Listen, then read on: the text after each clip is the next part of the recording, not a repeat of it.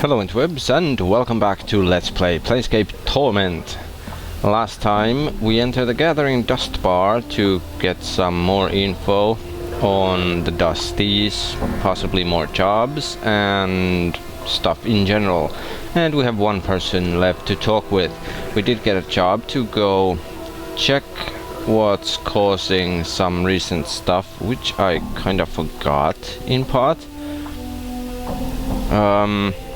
Yeah, a mausoleum where the dead walk. He wanted us to look into the matter. And yeah, the mausoleum entrance is probably the arch that we saw northwest in this area that I mentioned that looked kinda like it could have a portal somewhere. I'm pretty sure that's the place. Let's talk with Initiate Emoric here first, and then we shall proceed to find the marketplace where we also have a job to deliver a package to someone there, as it would be nice to get some money and possibly equipment before we go to a place where dead walk, as I have a feeling they won't be like the zombies of the Dustmen. We see a heavyset man with dark skin and grim features. He's dressed in Dustman robes and is regarding us with a stony gaze. Greetings. You have the look of one lost. The man's voice is like stone settling. Okay, I can't really do anything like that. Oh well. Did the wind send you, or are you here with purpose that binds us? Who are you? I am Emoric, factotum and initiate of the 4th circle. Is this your bar? If you measure ownership in copper, this is not my establishment. If you measure ownership in spirit, it is mine. The Dustmen here are my students. They are under my protection. Okay, whatever. We just robbed one of you. Yeah, the guy who wanted to die. Oh, can I ask you some questions? He waits. Okay, we know pretty much all we need to know now about the Dustman faction. Erin lost any interest, as we found out, I think from the guy who wanted to die, that the Dustmen don't allow passions, aka strong emotions basically, so as Erin hates that, he now has a pretty strong dislike to Dustmen, well, their beliefs and the faction in itself. So, let's see, we could ask about the dead contracts. Can you tell me about the dead contracts? Do you wish to sign the dead contract? No, what is it exactly? In exchange for 50 copper commons, the dead contract gives the Dustman faction the rights to your corpse after death. Yeah, okay, nothing we don't know already. I guess we shall ask about our journal, though he probably won't know anything about it. Seems no one does, so I'm guessing the Farad guy has it. I have come here in search of a journal. These eyes have seen no journal. Perhaps your search will take you elsewhere. Very well. Figured. I'm searching for a man named Farad. Have you seen him? I would know why you seek the collector Farad. Oh, I wish to speak with him. As do I. He has made such a thing difficult. He speaks through other men. Emoric falls silent for a moment. When two men speak through other men, little is said and much is lost. Well, why do you want to speak with Farad? The collector Farad has brought many corpses to the mortuary of late. One must ask where these bodies are from. Well, we have to find Farad, so if we could get a decent reward, we could of course maybe divulge the information, as we probably will find out where the bodies are from. If and when we find Farad. Perhaps I could find out where these bodies are from. How would you do such a thing? I would track down Farad and ask him. If you spoke with the collector Farad and returned with his answers, you will have done a great service for the Dustman. Find where the dead he brings to us are from, and you will be rewarded. Yeah, as we are going to find this out anyway, most likely, we might as well accept the job and get something out of it. So, very well. I will find Farad, speak to him, and find out where these dead bodies he brings you are from. Emoric nods. Your path is our path.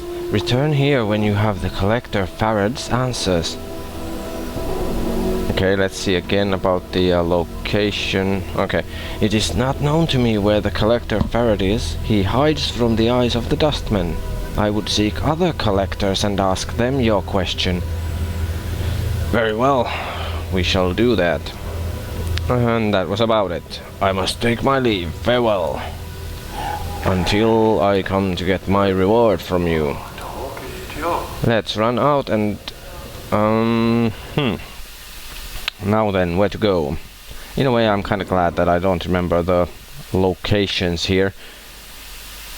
Where the marketplace is. I think it might be this one, though. Though, don't quote me on that. Hum-de-dum-de-dum. So, I think we shall go south. We will avoid the alley of dangerous angles at this point, as we have virtually no equipment other than, well, a left arm of a zombie, but done. Yeah. I think this one was southeastern portion, yes. Oh, before we go, let's make a shave, just in case something unpleasant happens. And I guess we shall overwrite that one.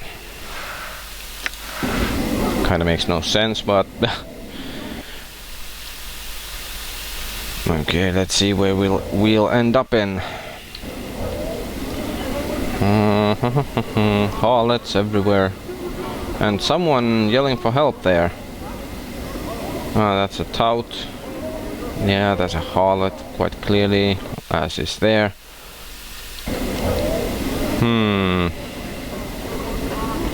Let's see, is there anything to examine? Yes, there is. This gate looks like it leads to the mortuary area. Indeed, and yeah, that's the same...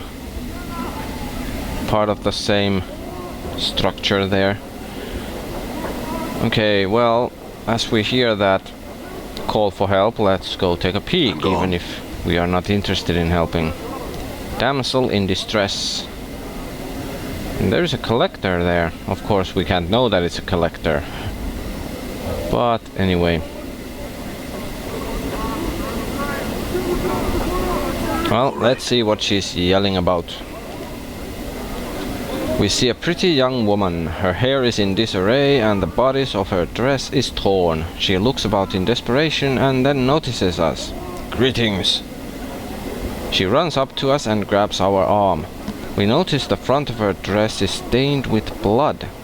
Help me, Cutter, please! They're killing my sister! She begins to tug on our arm. Who? She looks around wildly. This drunken man who followed us from one of the taverns. We thought he meant no harm. Please, Cutter, there is no more time. Help us. Well, why did he attack her? Everyone wants to know. Simple as that. When she found he didn't have any coin, she said she wouldn't bet him, and then he drew a knife. She looks at the front of her dress and then tugs at our arm again. Now let's examine the blood. We glance down at her dress and look at the blood. Although it does appear to be real, it has completely dried. It must be hours old.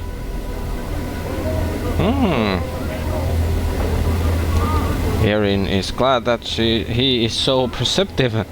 That blood is hours old. What are you up to? We see her eyes flick to the bloodstains and then back to us. We think we can hear a hint of nervousness in her voice. "You're mistaken, Cutter. Please help me. My sister lies dying while we tarry." Okay, well, Erin doesn't consider her to be all that dangerous, as he thinks he's good enough of a judge of character. So we'll go with the bluff one. "You're up to something. Tell me what's going on or I'll kill you." She looks into our eyes and then glances at the scars that cover our body. She swallows nervously and we see her pale before our eyes. I'm supposed to lure people into an alley nearby. They're waiting there to take your chink." She looks at us apprehensively. "Get out of here and don't come back." She nods curtly and then backs away from us. She hesitates for a moment and turns to leave. "Thank you, Cutter." She sprints off. We got 500 experience from that. Okay, exactly which alley then, though? Well, I'm pretty sure we will find out soon enough. And yeah, let's go check this weirdo here in Dustman robes, lunking about. This man is draped in filthy, tattered brown robes, a long hood concealing most of his face from view. "Greetings." We see his eyes narrow beneath his hood and he takes a step back. "What do you want?" What is this place?" He frowns at us. "You're in the Hive, of course. Dirtiest bit in all the sigil. Where you from, Cutter? You from the Prime or something?" No. Why are you looking for bodies?" He looks surprised. "Well, you haul the blighters to the mortuary. There you talk to the dusties, haggle a little, and get a few bits of jink." Okay, let's see if we have any other questions. Yeah, I was hoping that he would have told us about this part of the Hive in particular, but he didn't. Yeah, I had some questions. He raises an eyebrow. "I've some for you then. Like, what do you want to know and how badly did you want to know it?" Surprise, nothing's free. Kinda stupid to ask what do you mean, as it's so obvious, but what do you mean? "Look around you, Cutter. I don't make enough chink to go lighten up the dark for nothing. I'll take a bit of coin, it will, if you wants the chant." Well, let's hand him a couple of coins. He scoffs. "Even dusties pay more than that, Cutter. You must not need to know much of anything." "Fine, have 5. He studies the coins for a moment as they lay in his hands. He pockets them swiftly. "Ask." "I'm looking for a man named Farad." He narrows his eyes suddenly. "Farad? What about him?" "You seem suddenly weary. Why?" "Farad." He spits, sneering contemptuously. "Ragpicker Square is Sharegrave's, me boss's territory, you see. Farad and his dogs came in a whiles back and tried to oust us. We fought 'em off, we did, so's they're all in hiding somewhere now. We still catch one of his lads now and then round the square. Usually we turn 'em into a quick spot of chink at the mortuary, the piking sods." "Do you know where Farad is?" "Probably not." "I know where the rat bastard isn't. He ain't where most of the collectors call keep in Ragpier Square, but that he's close by there, somewhere's the chant." Okay, well, do all collectors share your opinion of Farad? And instead we get the repeat of his answer about Farad. Okay, well, let's ask about Sharegrave if we'd get any new info. "He's me boss. Casts his shadow over a whole mess of collectors, he does. I'd stay away from him unless you got right good cause to talk to the man. I've never spoken with him personally myself. Oh, that's all I wish to know. Farewell. Well, keep yourself safe, Cutter. If I find you on the streets, I'll be kind to your corpse. Well, yeah. Thank you so very much, I guess. Lots of people considering it's nighttime. And there's a black Abishai thingy. Erin is curious, as am I, so let's go try and chat with it. This black-scaled reptile towers to a height of 8 feet. Its great height, however, is offset by its thin, snake-like frame. A long prehensile tail drags behind it, and its leathery wings are hooked behind its back. A strong vinegary smell emanates from the creature, as well as a certain amount of heat. It seems to be ignoring us. Greetings. Whoa, Chief. Mort cuts in before we can speak to the creature. Bar that. You don't want to be rattling your bone box with any fiend on the street. Leave be. I wanted to ask it some questions. No, you don't. Mort glances at the creature, then turns back to us and lowers his voice to a whisper. They're touchy. Let's just go.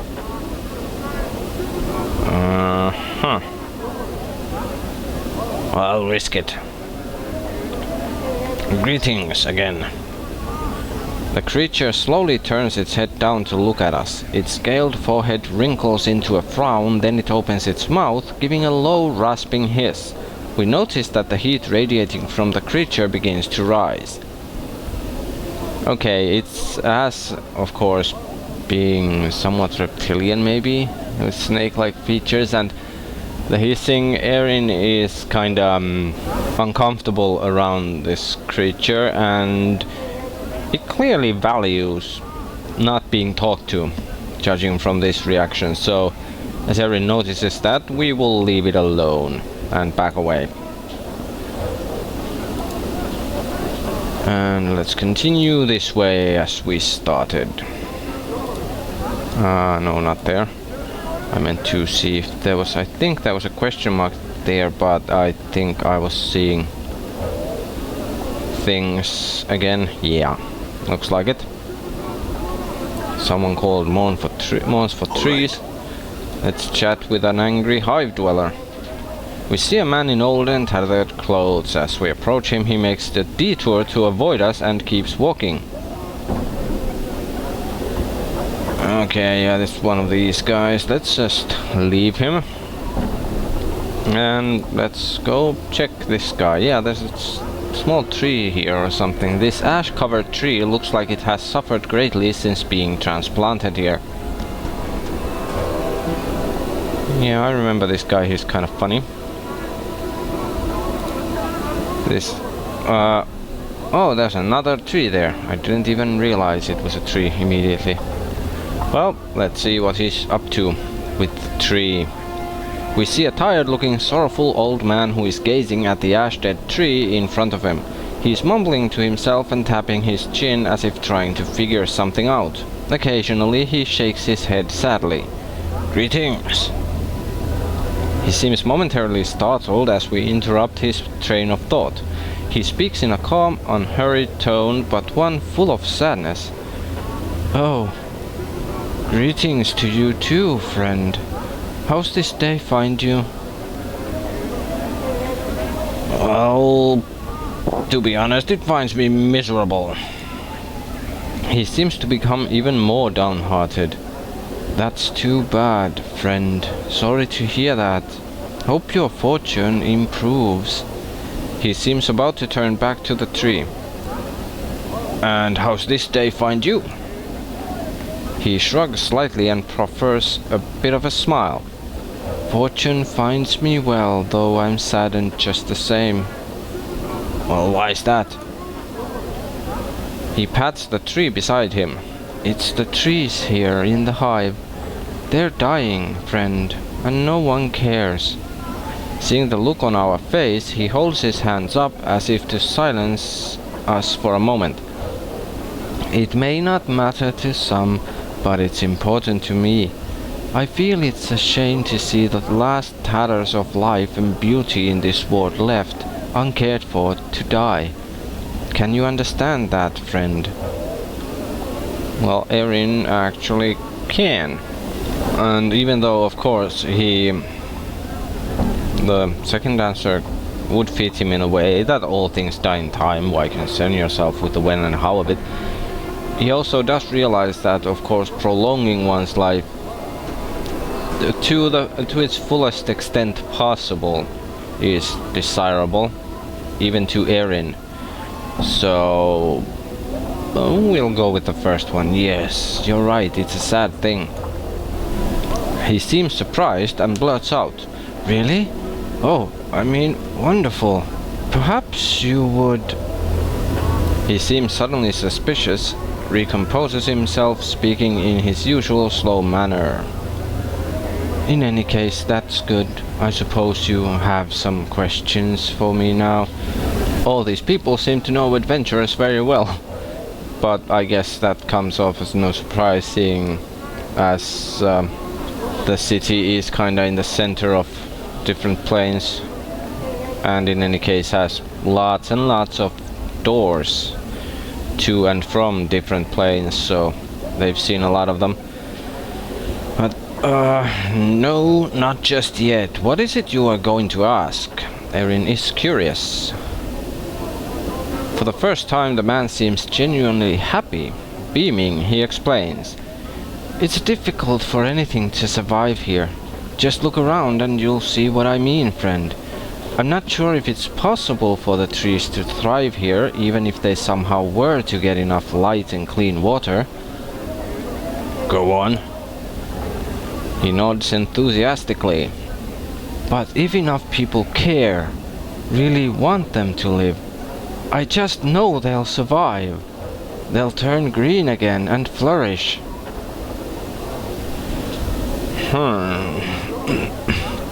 Well, he might be onto something there. Might be.